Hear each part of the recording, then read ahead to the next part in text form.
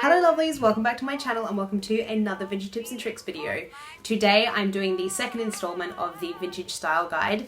If you watched last week's video you would have seen the 1940s sporty look version, and today I'm doing the 1930s more kind of enjoy the party, have a champagne look for anyone that might be attending the World Cycling Revival at Herne Hill next weekend. I will be there on the 16th, so if you are going to come, make sure you let me know in the comments or send me a private message on Instagram because I would love to see you there. There's plenty of activities to get involved in. I'm looking forward to swing dancing and the penny farthing polo in particular. That's something that I'm really excited about. For those of you who might want to try out something new, this is definitely new for me. I've put together a 1930s look that features the clothing of the lovely House of Foxy, who are one of the major sponsors of the event.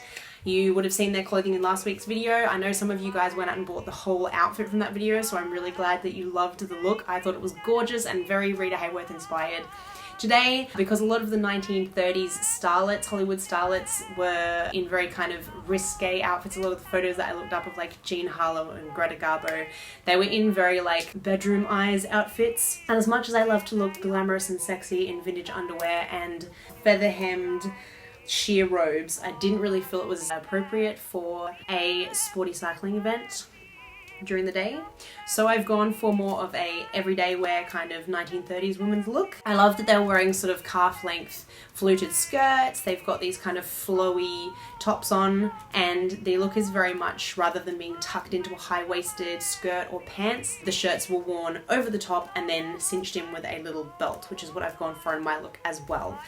I'm going to be wearing a hat because it is going to be an outdoor event. There's going to be sun and I already have some monstrous tan lines, so I'm opting for sunglasses and a hat, hence I've gone for an updo. I also don't have a bob, so I unfortunately couldn't go for the cute little like Marcel waved bob kind of look or the kind of windswept Greta Garbo look that I would like. So I just stuck my hair up in my 1920s/1930s updo. I'll link the video for that above because I did that quite a while ago, but it's a very easy, quick hairstyle.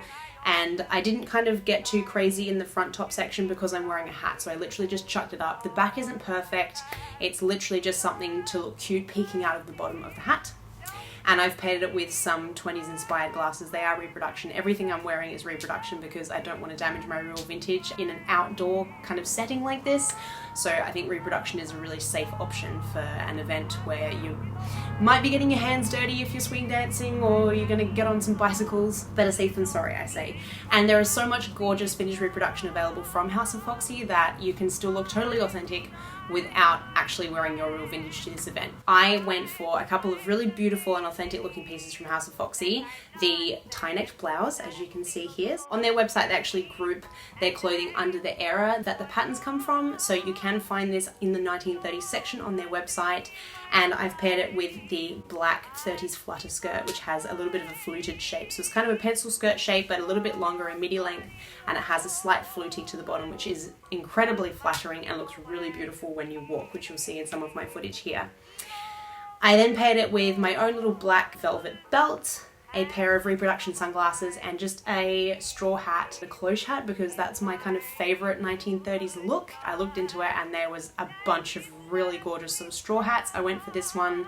I like the fact that it's going to cover my nose really well, but the back is cropped so that you can see my hair peeking out because I do like a bit of a vintage hairstyle to show off. I've just got a pair of pumps on, but you could totally pair these with sandals or a low heel. As you can see in some of the pictures of the 1930s, there's a variety of different footwear that's quite similar to 1940s, so you can definitely mix and match there. This is a little bit more of a glam look, I will admit, but there are plenty of less sporty things to do at the event if that's not really your thing. You can drink Pommery champagne. I'll definitely be doing that. Probably after I've done the sporting stuff so I don't make a complete fool of myself.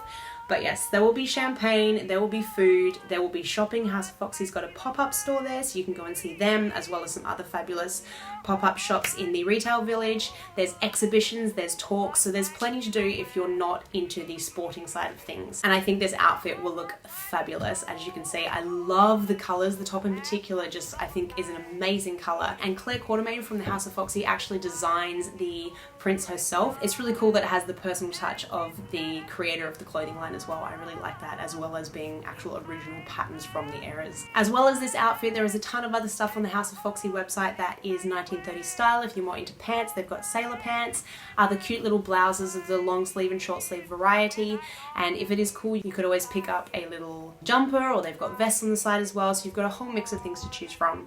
I just happen to really like the cut and shape of these, especially with the sleeves. I think in particular they're really gorgeous, and the way that this is gathered over the bust I think is very flattering, especially if, like me, you're not a big busted gal. It does give the illusion that you have been endowed with more than you really have. Always a bonus. As far as the makeup is concerned, I took inspiration from one of my biggest style icons, Vivien Leigh. If you've ever seen Gone with the Wind, this film was produced in the 1930s, and you can get a feel, even though it is set in a different era, of course, to the era that it was made in. Like every period drama, the style of makeup comes through in this film. But if you look at lots of pictures of Vivien Leigh, you can see her makeup in the 1930s was quite subtle. That's why I've gone for that. I could have gone for a Jean Harlow, but that's like a very heavy makeup look, and this is a daytime event, so I've gone for something much simpler. But the key features of the 1930s makeup look is really bold lips. They really liked their reds, particularly the deeper shades. I went for a deeper shade, obviously. And the difference in the shape is that it's a bit more of a pouty shape. That's what's going to differentiate you from the more natural lip line of the 1940s and then the 1950s, where they actually drew outside the lip line and had a very kind of wide lip shape. So this is more pouty and cutesy and smaller. You can sit inside the little edging kind of white line of your lips if you've got that. As far as eyes go, a bit of a smoldery eye was quite popular in the 1930s. They like to accentuate the crease. I've gone really simple. I didn't even put a base on, it's just foundation, and then I've just put some dark brown chocolate kind of color in my creases, and I lined my lashes with that rather than putting an eyeliner on.